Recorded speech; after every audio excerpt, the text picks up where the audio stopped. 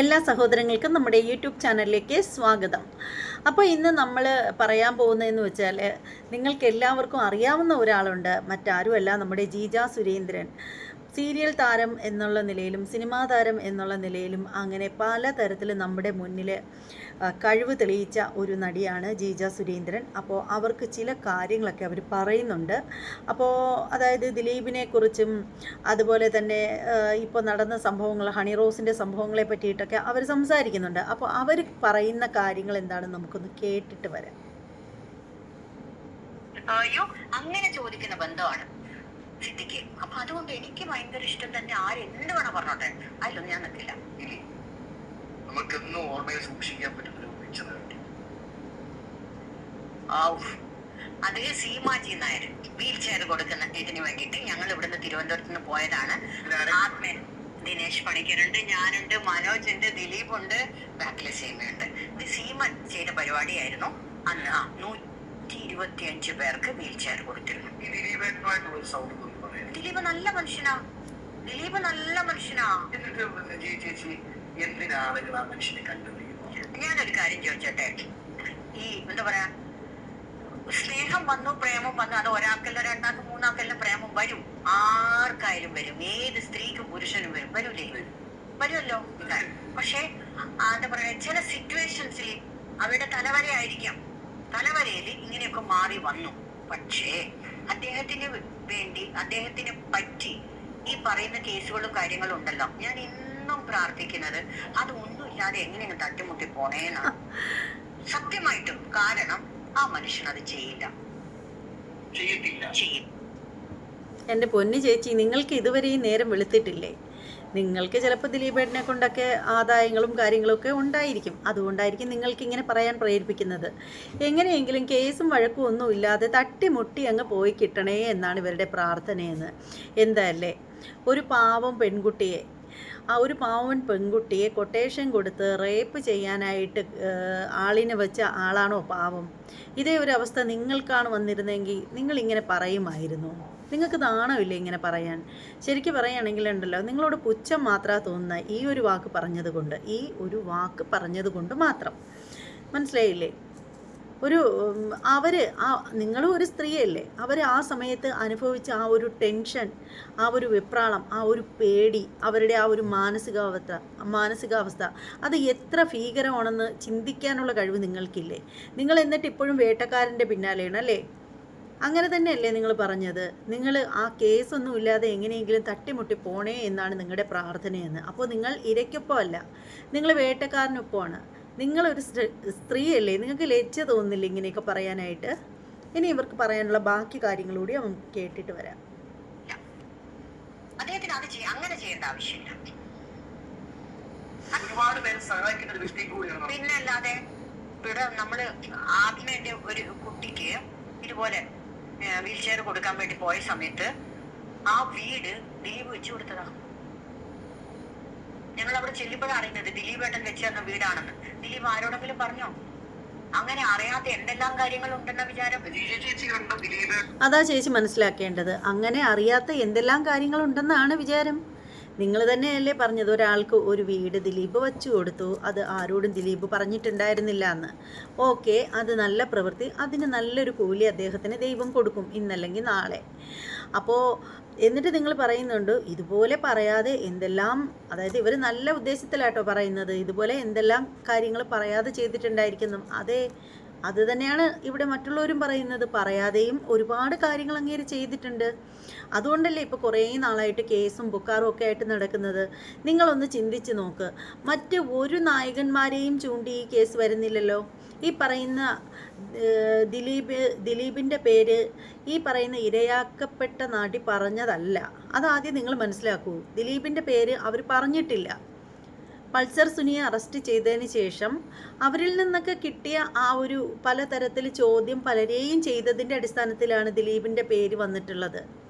അത് ഇരയാക്കപ്പെട്ട നടി പടച്ചുവിട്ടതല്ല എന്ന് നിങ്ങൾ മനസ്സിലാക്കണം. അങ്ങനെ ഒന്നുമില്ലെങ്കിൽ പൾസർ എന്തിനു വേണ്ടിയിട്ടായിരിക്കും ദിലീപിൻ്റെ പേരിൽ ഒരു കത്തൊക്കെ ജയിലിൽ വെച്ച് എഴുതി എന്നൊക്കെ ആ ഒരു സമയത്ത് വാർത്തയൊക്കെ നമ്മൾ കേട്ടിട്ടുണ്ടായിരുന്നു. എങ്കിൽ പിന്നെ എന്തിനായിരിക്കും? മറ്റാരുടെ പേരിലും എഴുതാൻ തോന്നിയില്ലല്ലോ. മമ്മൂക്കയുണ്ട്, ലാലേട്ടനുണ്ട്, സുരേഷ് ഗോപി ഉണ്ട്. അപ്പോൾ ഇവരുടെ ആരുടെയും പേരിൽ എഴുതാൻ തോന്നിയില്ലല്ലോ. അപ്പോൾ ദിലീപിൻ്റെ പേരിൽ തന്നെ എഴുതണമെങ്കിൽ അത് ഒരു കാര്യമില്ലാതെ ഉണ്ടോ? എന്താ ചേച്ചി പറയുന്നേ? അങ്ങനെ ഒരു പ്രശ്നത്തിൽ ഇടപെടത്തുമില്ല, ചെയ്യത്തുമില്ല. എന്റെ മനസ്സിൽ എന്റെ ദിലീപ് രക്ഷപ്പെട്ടു വരണം എന്ന് ഞാൻ ഇന്നും പറയാൻ പ്രാർത്ഥിക്കുന്നു. എത്രയും പെട്ടെന്ന് ആവണേ. കാരണം ആ മനുഷ്യന് ഒരു ജീവിതമേ ഉള്ളൂ. എത്ര കാലം ദുഃഖിച്ച് ജീവിക്കും? അത് തന്നെയാണ് ആ പെൺകുട്ടിയുടെ കാര്യവും. ആ മനുഷ്യന് ഒരു ജീവിതമേ ഉള്ളൂ. അയാൾ എത്ര കാലം ഇങ്ങനെ ദുഃഖിച്ച് ജീവിക്കുന്നത്? നിങ്ങൾക്ക് നാണമുണ്ടോ പറയാൻ? നിങ്ങളൊരു സ്ത്രീയല്ലേ? അതുപോലെയല്ലേ അദ്ദേഹത്തിൻ്റെ മുൻ ഭാര്യ? അവരും ഒരു സ്ത്രീയാണ്. അവരിതുവരെയും വിവാഹം കഴിച്ചതായിട്ടൊന്നും നമ്മളാരും അറിഞ്ഞിട്ടില്ല. എന്നെ സംബന്ധിച്ചിടത്തോളം മഞ്ജു വാര്യർ ഒരു വിവാഹം കഴിച്ചതായിട്ട് ഞാൻ അറിഞ്ഞിട്ടില്ല. എന്തായാലും അവരുടെ ആ ഒരു ലൈഫ് അവർ ഉള്ള രീതിയിൽ അവർ എൻജോയ് ചെയ്ത് ജീവിക്കുന്നു, അത്ര തന്നെ. ഇതുവരെയും അവർ വിവാഹം കഴിച്ചതായിട്ടൊന്നും നമുക്കൊരറിവില്ല. പിന്നെ നിങ്ങൾക്ക് എന്താണ് ഒരു ജീവിതമല്ലേ ഉള്ളൂ, എത്രയെന്ന് പറഞ്ഞാൽ ദുഃഖിച്ച് ജീവിക്കുന്നത് എന്നൊക്കെ പറയുന്നത്? എന്തായാലും ചേച്ചിക്ക് നല്ല രീതിയിൽ ചേട്ടൻ പണം കൊടുത്തിട്ടുണ്ടെന്ന് തോന്നുന്നു, വീട് വെക്കാനോ ഫ്ലാറ്റ് മേടിക്കാനോ ഒക്കെ ആയിട്ടല്ലേ. എന്തായാലും സഹോദര സ്നേഹമല്ലേ, അതുകൊണ്ട് കുഴപ്പമില്ല അല്ലേ? എത്ര കാലം ദുഃഖിച്ച് ജീവിക്കും? അപ്പൊ തീർച്ചയായിട്ടും എല്ലാത്തിൽ നിന്നും വിമുക്തി നേടി എത്രയും പെട്ടെന്ന് പഴയ ആ ഒരു ദിലീപിന്റെ ഗംഭീരതയോടുകൂടി ദിലീപ് വരണം. അതേ ഇതില് ലൈവായിട്ട് വരണം, വന്ന് കാണണം. എന്നിട്ട് ദിലീപിനോടൊപ്പം അഭിനയിക്കണം. ഞാൻ ദിലീപിനോടൊപ്പം അഭിനയിച്ച ആളാണല്ലോ, അഭിനയിക്കണം. അപ്പോൾ ഒരു ചാൻസ് ആണ് പ്രശ്നം അല്ലേ ചേച്ചി? ഒരു ചാൻസിന് വേണ്ടിയിട്ടാണോ ഈ പുള്ളിക്കാരന് വേണ്ടിയിട്ട് ഇത്രയും പ്രാർത്ഥിച്ചത്? ഇത് എങ്ങനെയെങ്കിലും ദിലീപേട്ടനൊന്ന് കാണാനിടയായി കഴിഞ്ഞാൽ കാവ്യമാധവൻ കണ്ടാലും മതി. നിങ്ങൾക്കൊരു ചാൻസ് ഉടനെ തന്നെ കിട്ടും അങ്ങേരുടെ ഒരു സിനിമയിൽ. അതിന് വേണ്ടിയിട്ട് ഇത്ര വളഞ്ഞ വഴിയുടെയും ഇത്രയും വലിയ പ്രാർത്ഥനയൊന്നും നടത്തേണ്ട ആവശ്യമൊന്നുമില്ലായിരുന്നു. നേരിട്ട് ചെന്ന് പറഞ്ഞാലും മൂപ്പര് നിങ്ങൾക്കൊരു റോളൊക്കെ തരും. കാരണം നിങ്ങൾക്ക് നേരത്തെ പരിചയമുണ്ട്, നിങ്ങൾ ഒരുമിച്ച് അഭിനയിച്ചിട്ടുമുണ്ട്. അതിന് ഇത്രയൊക്കെ സൂപ്പിക്കണോ ചേച്ചി? ഇങ്ങനെയൊക്കെ സോപ്പ് പതപ്പിക്കണോ? ചേച്ചിക്ക് ബിഗ് ബോസിൽ പോയാൽ നല്ലൊരു ഭാവിയുണ്ട് കേട്ടോ. അഭിനയിക്കണം, കാരണം പുള്ളി വരണം. പുള്ളി ഇപ്പം എങ്ങനെ ഒരു അതിനുശേഷം വന്നതിലൊന്നും തന്നെ ആ ഒരു പഴയ ഒരു ഹാപ്പിനെസ് കിട്ടുന്നില്ല. എത്ര കോടികളുണ്ടെന്ന് പറഞ്ഞാലും മനസ്സിന് രാത്രി ഉറങ്ങാൻ മനസ്സമാധാനം ഇല്ലെങ്കിൽ പിന്നെ എന്ത് ചെയ്യും? പുള്ളിക്ക് മനസ്സമാധാനം ദൈവം കൊടുക്കണം, എത്രയും പെട്ടെന്ന് കൊടുക്കണം. അത് മാത്രമാണ് പ്രാർത്ഥന. കൊടുക്കണം, നമുക്കത് കാണണം. എൻ്റെ ചേച്ചി, മനസ്സമാധാനം കിട്ടുന്നതൊക്കെ ഉണ്ടല്ലോ ഓരോരുത്തരുടെയും പ്രവൃത്തിയിലാണ്. നമ്മുടെ കൈക്ക് ഉള്ളം കൈ ഭദ്രതയുള്ളതാണെങ്കിൽ നമുക്ക് ഒന്നും പേടിക്കാനില്ല. അതിനല്ലേ പണ്ടുള്ളവർ പറയുന്നത്, എന്താണ്, മുതുവത്ത് പുണ്ണില്ലാത്തവന് വേലി ഞൂഴ്ന്നിറങ്ങാൻ ഒരു പ്രയാസം ഉണ്ടാവില്ലെന്ന്. നേരെ മറിച്ച് പുണ്ണ് മുതുവത്തുണ്ടെങ്കിലുണ്ടല്ലോ ആ കമ്പി കുത്തി കയറുമെന്നുള്ള പേടിയിൽ പറ്റില്ല. അതാണ് കാര്യം. ഇപ്പോൾ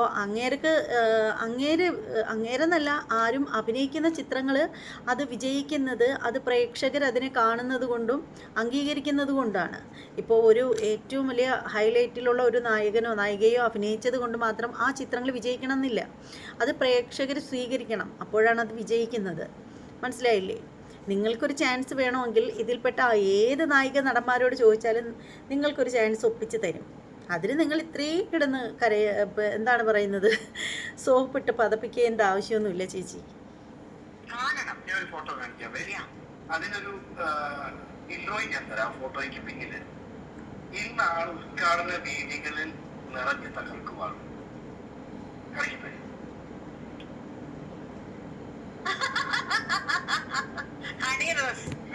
ഞങ്ങൾ അമ്മയുടെ മീറ്റിംഗിന് എടുത്തതാ. അമ്മയുടെ മീറ്റിംഗിന് അവിടെ എത്തിയ സമയത്ത് ഹണി എപ്പോഴും ഭയങ്കര മോഡേൺ ഡ്രസ്സും അങ്ങനെയൊക്കെ അല്ലേ ഇടുക. പക്ഷെ ഈ സമയത്ത്, അതായത് നമ്മൾ ഈ ഫോട്ടോ എടുക്കുന്ന സമയത്ത് ഹണി ഇങ്ങനെയൊക്കെ തന്നെയായിരുന്നു. ഹണി അന്നും ഇന്നും ഈ ഡ്രസ്സ് ഇടുന്നത് മാത്രമേ ഉള്ളൂ. ഹണി നല്ല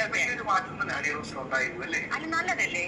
ആൾക്കാർക്ക് അത് വേണം. ഹണി ഇന്റർവ്യൂവിന് പോകുന്ന സമയത്ത് അവർക്ക് അങ്ങനെ വേണമെന്നുണ്ടെങ്കിൽ ഹണി അങ്ങനെയാവുന്ന ആർട്ടിസ്റ്റ് അല്ലേ? അവരുടെ ബോഡിക്ക് എന്താ വൃത്തിയോട്? ഒരു വൃത്തിയോടില്ല. പിന്നെ അല്ല, അത് കണ്ട് കൊതിച്ചിരിക്കില്ല എല്ലാവരും. അല്ല, ഹണീനൊക്കെ ബോഡി എന്ത് നീറ്റാണ്, പഴുങ്കല്ലേ പഴും.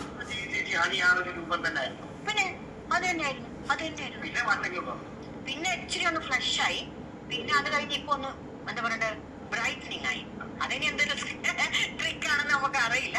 പക്ഷെ ആ കുട്ടി പക്ഷെ ജമ്മ അതെന്തായാലും ശരി, അഹങ്കാരം അങ്ങനെ ഒന്നുമില്ല. ഇപ്രാവശ്യം മീറ്റിംഗിലും കൂടെ കണ്ടായിരുന്നു.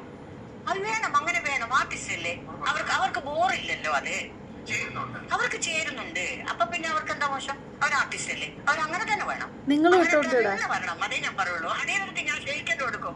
ഞാൻ അന്ന് മീറ്റിങ്ങിന് പോയപ്പോഴും ഞാൻ പറഞ്ഞു, അടി കലക്കാണല്ലോ മോളെ, ചേച്ചി എന്ന് ഞാൻ പറഞ്ഞില്ല, ബെസ്റ്റ് ആണെന്ന് പറഞ്ഞു. ചേച്ചി ഒരുപാട് കാര്യങ്ങൾ സംസാരിച്ചു. ചേച്ചിയെ പോലെ ഒരു വ്യക്തിയെ എന്റെ മുന്നിൽ കിട്ടുമ്പോ എനിക്ക് ചോദിക്കാനുള്ള, അല്ലെങ്കിൽ പ്രേക്ഷകർക്ക് ചോദിക്കാനുള്ള ചോദ്യങ്ങളുണ്ട്. ഇന്ന് ഹേമ കമ്മിറ്റി അല്ലെ, ഹേമ കമ്മിറ്റി റിപ്പോർട്ടുകൾ വരുന്നു.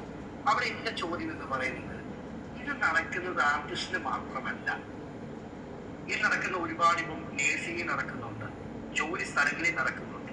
ഒരു ആർട്ടിസ്റ്റിന്റെ പേര് വരെ അന്വേഷണം വരുന്ന സമയത്ത് അവരുടെ പേര്, അവരുടെ ഫോട്ടോ, ഇതെല്ലാം കൂടുതൽ പബ്ലിക്കില് ആളുകളിട്ട് അമ്മാനമാണുള്ള കാരണം എന്താണ് ചേച്ചി മനസ്സിലാക്കി? ഇല്ല, ഞാനൊരു കാര്യം ചോദിച്ചോട്ടെ, ഈ സ്ത്രീയും പുരുഷനും ഉള്ളിടത്ത് ഈ വികാരം ഉണ്ടല്ലോ, ഉണ്ടല്ലോ. അപ്പൊ ഇത് ആർട്ടിസ്റ്റ് ആയതുകൊണ്ട് മാത്രം ഒരു സ്പെഷ്യാലിറ്റി ഉണ്ട്. ഇവർക്ക് എന്താ വേറെ മിഷൻ ഉണ്ടോ ശരീരത്തിൽ? ഇല്ലല്ലോ. പിന്നെ ഈ പറയുന്ന ആളുകൾ, ഞാൻ ചോദിക്കുന്നത്, എന്നെ ഒരാൾ പീഡിപ്പിക്കാൻ ശ്രമിച്ചു എന്ന് ഞാൻ 10 കൊല്ലം കഴിഞ്ഞിട്ടാണോ വന്ന് പറയേണ്ടത്? എന്തുകൊണ്ട് അവർക്ക് പറഞ്ഞോടാം? പെട്ടെന്ന് അവർക്ക് വിഷമമുണ്ടാവാം, ഏത് സ്ത്രീക്കായാലും. ഇന്നൊന്നും സംഭവിച്ചു കഴിഞ്ഞാൽ അവർക്ക് ഇല്ലായ്മ ഉണ്ടാവാം, ടെൻഷൻ ഉണ്ടാവാം, പ്രയാസങ്ങൾ ഉണ്ടാവും. പക്ഷെ ഒരാഴ്ച ആകുമ്പോ അവര് നോർമൽ ആവില്ലേ? എന്തിനാ ഈ 10 വർഷം കഴിഞ്ഞിട്ട് ഇത് പുറത്തു വന്നത്? പിന്നെ ഈ ഓരോ പ്രശ്നങ്ങൾ, ഓരോ കാര്യങ്ങൾ ഇങ്ങനെ വരുമ്പോൾ പുരുഷന്മാരെ കുറ്റം പറയുന്ന സ്ത്രീകളോട് ഞാൻ ചോദിക്കുന്ന ഒന്നേ ഉള്ളൂ, കഴിവുള്ള ഒരുപാട് പേര് വളർന്നില്ലേ? ആ വളർന്ന ഒരുപാട് ആർട്ടിസ്റ്റുകൾ ഇവിടെ ഇല്ലേ? അവരോടൊക്കെ ഒന്ന് ഷെയർ ചെയ്തൂടെ? അപ്പം ഇങ്ങനെ ഇല്ലാത്ത എത്ര പേരുണ്ട്, വീക്ക്നെസ് ഇല്ലാത്ത എത്ര നല്ല നല്ല പ്രൊഡ്യൂസർമാരും ഡയറക്ടർമാരും ഇവിടെ ഉണ്ട്. അവര് സഹായിക്കില്ലേ? എന്നാലും ഒരു വ്യക്തി ഇതുപോലത്തെ ഹേമ കമ്മിറ്റിയിൽ അകപ്പെട്ട് കഴിഞ്ഞാല് പിന്നീട് ഈ ഒരു ഇൻഡസ്ട്രിക്ക് മൊത്തം നാണക്കേടല്ലേ ഉണ്ടാവും. ആ ഇൻഡസ്ട്രിക്ക് നിങ്ങൾ നാണക്കേട് യൂട്യൂബേഴ്സ് ഉണ്ടാക്കുന്ന കരുതിയിട്ട് നമ്മുടെ മൈൻഡിൽ പോലും അത് കേൾക്കുന്നില്ലല്ലോ. നിയമങ്ങൾ വരട്ടെ, നിയമങ്ങൾക്ക് വന്നു കഴിഞ്ഞാൽ അതിന്റെ തീരുമാനങ്ങൾ വരുന്നത് വരെ ഞങ്ങൾ കാത്തിരിക്കാൻ തയ്യാറാണ്. ശേഷം എത്ര കാലം നിയമങ്ങൾ എത്ര കാലം പ്രഹസനത്തിന് വേണ്ടി വരുന്ന പത്രമാധ്യമങ്ങളിൽ അത് പ്രഹസനം അല്ല. ഞാൻ ചോദിക്കുന്നത്, ഇതിനൊരു എൻഡ് ഉണ്ടാക്കാൻ എന്നെ കൊണ്ടോ നിങ്ങൾക്കൊണ്ടോ പറ്റുമോ? പിന്നെ നമ്മൾ അതിനെ പറ്റി സംസാരിച്ചിട്ട് കാര്യമുണ്ടോ? അതുള്ള ഇപ്പൊ ഞാൻ വിചാരിച്ചു കഴിഞ്ഞാൽ അതിനെ കൊണ്ട് തീരുമാനിക്കാൻ പറ്റുമോ? ഇല്ല. ഞാനായിട്ട് അങ്ങനത്തെ ഈ പ്രൊഫഷൻ ഞാൻ ഏറ്റെടുത്തിട്ടുണ്ട്. ഞാനായിട്ട് അങ്ങനത്തെ റൂട്ടുകളിലേക്ക് പോകാതെ എന്റെ നല്ല രീതിയിലുള്ള ഒരുപാട് സുഹൃത്തുക്കളെ കണ്ടെത്തി മുന്നേറാൻ ശ്രമിക്കുക എന്നല്ലാതെ വല്ലാതെ ഷോർട്ട് കട്ടിലേക്ക് പോയിട്ട് എന്തിനും തയ്യാറായിക്കൊണ്ട് ഞാൻ ഡെവലപ്പ് ആകുമെന്ന് എന്റെ നല്ല പ്രായത്തിൽ ഞാൻ ചിന്തിച്ചാൽ, ഞാൻ കഴിവില്ലെങ്കിൽ അവരെന്നെ എങ്ങനെ രക്ഷപ്പെടുത്തും? അവർക്ക് രക്ഷപ്പെടുത്താൻ പറ്റുന്ന കഴിവ് എന്നിലില്ലെങ്കിൽ അവരെന്ത് ചെയ്യാൻ പറ്റും? എന്നിട്ട് ഞാൻ കുറ്റം പറഞ്ഞിട്ട് കാര്യമുണ്ടോ? പറ. ഞാൻ പണ്ട് ഷൂട്ടിങ്ങിന് വരുന്ന കാലത്ത് ഹൈറ്റ് കുറവായതുകൊണ്ട് എന്നെ ഈ യൂണിറ്റിലുള്ള ആൾക്കാരൊക്കെ ജിയ ചേച്ചി വന്നു, ക്വാർട്ടർ സ്റ്റൂൾ എന്ന് പറയും. എങ്ങനെ അറിയാം? ഹൈറ്റിന് വേണ്ടിട്ട് സ്റ്റൂൾ എടുത്ത് വെക്കാൻ വേണ്ടിട്ട്. അപ്പോൾ എല്ലാം കൂടി അങ്ങനെ ആയ സമയത്ത് എനിക്ക് ഉള്ളിന്റെ ഉള്ളിൽ എന്നെ പരിഹസിക്കുകയാണോ എന്ന് എനിക്കൊരു തോന്നല്. മനസ്സിലായില്ലേ? അപ്പൊ എനിക്ക് ദേഷ്യം വന്നിട്ട് ഞാൻ പറഞ്ഞു, ഇവിടെ ഹൈറ്റ് ഇല്ലാത്ത എത്ര പേര് വന്നിട്ടുണ്ട് അല്ലേ? അമ്പിളി ആർട്ടിസ്റ്റ് ഉണ്ട്, പിന്നെ ബീന ആന്റണി ഉണ്ട്. ഇവർക്കെല്ലാം ക്വാർട്ടർ സ്റ്റൂൾ വെച്ചിട്ട് തന്നെയല്ലേ വളർന്നത്. എന്നിലൊരു കഴിവുണ്ട്, ഞാൻ ആ കഴിവുകൊണ്ട് ഞാൻ മുന്നേറിക്കോണം. നിങ്ങളുടെ സഹായം എനിക്ക് ആവശ്യമില്ല. നിങ്ങൾക്ക് ഈ ക്വാർട്ടർ സ്റ്റൂൾ നിങ്ങൾ ഉണ്ടാക്കിയിട്ടുണ്ടെങ്കിൽ ഇതുപോലത്തെ കാര്യങ്ങൾക്ക് തന്നെയല്ലേ ഉണ്ടാക്കി വെച്ചിരിക്കുന്നത്. അതുകൊണ്ട് ഇനി മേലാൽ ഈ സംസാരം, ഈ കളിയാക്കൽ എന്റെ അടുത്ത് എടുക്കരുത്. തന്നെ എടുത്തോ, കാരണം ഈ ക്യാമറ ഒക്കെ ഉണ്ട്, അവരെ ഷൂട്ടും ചെയ്തു. ഞാൻ പറഞ്ഞു, ഇനി മേലാൽ ഈ ഒരു ശബ്ദം എന്റെ അടുത്ത് എടുക്കരുത്. ക്വാർട്ടർ സ്റ്റൂൾ ഉണ്ടാക്കിയിട്ടുണ്ടെങ്കിൽ ഇതുപോലുള്ള ആളുകൾക്ക് വേണ്ടി തന്നെയാണ്, അല്ലാണ്ട് എനിക്ക് വേണ്ടി മാത്രം ഉണ്ടാക്കിയതല്ല. ഒരുപാട് ഹൈറ്റ് ഇല്ലാത്ത ആർട്ടിസ്റ്റുകൾ ഇവിടെ ഡെവലപ്പ് ആയിട്ടുണ്ട്. ഇത് അവരുടെ കഴിവിനും ഉണ്ടാണ്. ആണല്ലോ. ഞാൻ പറഞ്ഞു, ചില സ്ത്രീകൾക്കുള്ളൊരു അഹങ്കാരമാണ്, എനിക്കൊരു ആണിനെ, ഒരു പുരുഷനെ തകർക്കണമെങ്കിൽ എനിക്കൊരു കേസ് കൊടുക്കാം. ഈ കേസ് കൊടുത്താല് ന്യൂസുകാര് പുറത്തു വിടുന്നത് ഒരു പുരുഷന്റെ ഫോട്ടോ, പേര്, കുടുംബ ചരിത്രം എല്ലാം വരും. പെൺകുട്ടിയുടെ പേര് വരുന്നത് ഇര. നാളെ ഇത് വിട്ടതിന് ശേഷം പുരുഷൻ തെറ്റ് ചെയ്തിട്ടില്ല എന്ന് പറയുമ്പോൾ ഒരു ചെറിയ കുളത്തിൽ തെറ്റുകാരനല്ലെന്ന് പറയും. അതിനോട് ചേച്ചി എങ്ങനെ യോജിക്കും? എനിക്ക് അതിനോട് യോജിക്കാൻ പറ്റത്തേ ഇല്ല. ഇര എന്ന് നിങ്ങൾ പറയുന്നുണ്ടെങ്കിൽ, ഞാൻ പറഞ്ഞത് പുരുഷന് ഫോട്ടോയും ഇതും കൊടുക്കുകയാണെങ്കിൽ ഇരയുടെ എന്തുകൊണ്ട് കൊടുത്തൂടാ? അവർക്ക് കേസ് കൊടുക്കാൻ അവർക്ക് അറിയാണെങ്കിൽ അവരെ ഫോട്ടോ കൊടുത്തൂടെ? ഇപ്പൊ തന്നെ ഓരോ നമ്മളെ ഇൻഡസ്ട്രിയിലുള്ള ഓരോരുത്തരെ പറ്റി, ഓരോ ആളുകളെ പറ്റിയും പറഞ്ഞു. ഇപ്പൊ തന്നെ ഇന്നലെ ഞാൻ നാട്ടം പറഞ്ഞു, നിവിൻ പോളി നിരപരാധി എന്ന് പറഞ്ഞു ഇതാക്കി. അങ്ങനെ 1 by 1 ആയിട്ട് വന്നോണ്ടിരിക്കും. പക്ഷെ ഇവരത് പകർന്നു ഇങ്ങനെ ഓരോന്നും എഗൻസ്റ്റ് ആയിട്ട് പറഞ്ഞു എന്ന് കരുതിയിട്ട് അവരൊന്നും ആർക്കൊന്നും ഇല്ല. അസൂയക്കാരെന്തെങ്കിലുമൊക്കെ പറയുന്നെന്ന് കരുതിയിട്ട് ഒന്നും ആകാൻ പോകുന്നില്ല. നമ്മുടെ ഒന്നും മനസ്സിൽ ഒരിക്കലും നമ്മുടെ മക്കളെ പോലെ സ്നേഹിക്കുന്ന ഓരോരുത്തരും, ജയസൂര്യ അടക്കം, ജയസൂര്യ ഒരു അമ്മയെ പോലെ സ്നേഹിക്കുന്ന ആ സ്നേഹം അനുഭവിച്ച ആളാ ഞാൻ. ഇത് എന്താ മേരി ആവാസ് ലൊക്കേഷനിൽ. അപ്പോ ആ ഒരു സ്നേഹം കിട്ടി അനുഭവിച്ച ഞാൻ പറയുന്നു, ജയസൂര്യയെ പറ്റി പറയുമ്പോൾ അവരോട് ഇവർക്ക് വേറെ ജോലിയില്ല എന്നല്ലാതെ ജയസൂര്യയെ പറ്റിയിട്ട് എന്റെ മനസ്സിലുള്ള ആ ഒരു സ്ഥാനം ഇന്നും എന്നും മരണം വരെ ഉണ്ടാകും. അത് ആര് പറഞ്ഞാലും തീരില്ല. ഈ ഇൻഡസ്ട്രിയിലുള്ള എല്ലാവരും അത് പറയുന്നുണ്ട്. അയ്യോ പാവം ജയൻ, അവന് കുട്ടിത്തമുണ്ട്, കളിയുണ്ട്, കുട്ടിത്തം, അതായത് സ്നേഹം കൊണ്ട്. ഞാൻ വലിയ ആളാണ്, അങ്ങനെ ഒരു ചിന്തയെ ആ കുട്ടിക്കില്ല. എല്ലാവരും ഒരുപോലെ സ്നേഹിക്കുന്ന കുട്ടിയാ. അപ്പൊ പിന്നെ അസൂയ കൊണ്ട് എന്തെങ്കിലും പറഞ്ഞെന്ന് കരുതിയിട്ട് അവർക്ക് എന്തെങ്കിലും പറ്റുന്നു കരുതിയോ? കേസ് വരുമ്പോ നിരപരാധി എന്ന് പറയുമ്പോൾ അന്നേരം ഒതുക്കി നിന്നിട്ട് കാര്യമുണ്ടോ? ഇതൊക്കെ തെറ്റല്ലേ? മാറ്റം നമ്മളെ കൊണ്ട് വരുത്താൻ പറ്റൂലല്ലോ. നമ്മുടെ നിയമങ്ങൾ, നമ്മളെ കേരളത്തിലെ നിയമങ്ങൾ മാറ്റാൻ പറ്റുന്നതല്ലല്ലോ. നമ്മൾ മാറുക, നമ്മൾ ചിന്തിക്കുക, നമ്മൾ ഡെവലപ്പ് ആവുക എന്നല്ലാതെ ഇവരുടെ നിയമത്തിലേക്ക് നമുക്ക് സംസാരിക്കാൻ പോലും പറ്റില്ലല്ലോ. അപ്പൊ നമ്മൾ എന്ത് ചെയ്യണം? നമ്മുടെ മനസ്സിനെ ബോൾഡാക്കുക. ആരെ എന്തോ പറഞ്ഞിട്ട് പോട്ടെ, നമ്മുടെ ഹൃദയത്തിൽ ആർക്ക് എന്ത് സ്ഥാനമുണ്ടോ, നമ്മൾ പ്രതിഷ്ഠിച്ചിരിക്കുന്ന ആ സ്ഥാനം ആര് പറഞ്ഞാലും ഒരിക്കലും മാറില്ല. എന്ത് നടന്നാലും ഞാൻ ചോദിക്കട്ടെ, ഒരാളെ പറ്റി ഒരാൾ ഇന്നതാണെന്ന് പറഞ്ഞു കഴിഞ്ഞാൽ അവര് പറയുന്നത് മുഴുവൻ അത് മൊത്തമാണെന്ന് യൂട്യൂബേഴ്സ് പറയുന്നത് വിശ്വസിക്കുന്ന ആളല്ല ഞാന്. എന്നോട് അവരെങ്ങനാ അത് മാത്രമേ ഉള്ളൂ. വേറെ ആര് എന്ത് പറഞ്ഞാലും എന്റെ ഈ ചെവിയിലോട്ടുള്ളൂ ഞാൻ കേട്ടില്ല, വിളിച്ചു പറഞ്ഞാലും ഞാൻ കേട്ടിട്ടില്ല, ഞാൻ ശ്രദ്ധിക്കത്തില്ല. അത് എന്റെ മനസ്സിൽ ഞാനൊരു സ്ഥാനം കൊടുത്തിട്ടുണ്ട്. അദ്ദേഹം എനിക്ക് പറ്റുന്ന, എനിക്ക് അവരുടെ സ്വഭാവത്തിൽ എന്റെ സ്വഭാവത്തിൽ യോജിക്കുന്നതാണെങ്കിൽ മറ്റാര് കുറ്റം പറഞ്ഞു കഴിഞ്ഞാൽ ഐ ഡോണ്ട് കെയർ. എന്റെ മനസ്സിൽ അവരെന്താണോ, എന്നോട് അവരെന്താണോ, നാട്ടുകാർ പറയുന്നതല്ല, എന്നോട് അവരെന്താണ് അതേ ഞാൻ ചിന്തിക്കുള്ളൂ മരണം വരെ. അങ്ങനെ എത്ര സുഹൃത്തുക്കൾ എനിക്കുണ്ട്.